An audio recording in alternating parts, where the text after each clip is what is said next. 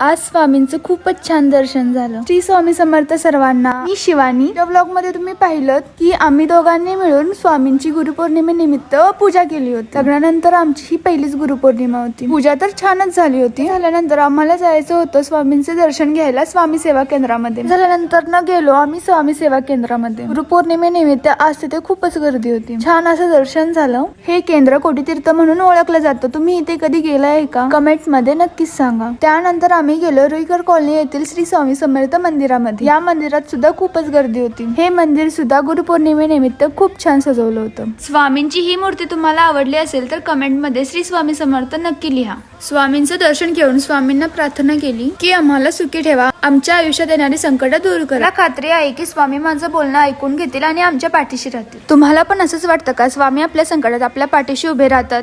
अशी साजरी केली आम्ही आमची गुरुपौर्णिमा। श्री स्वामी समर्थ।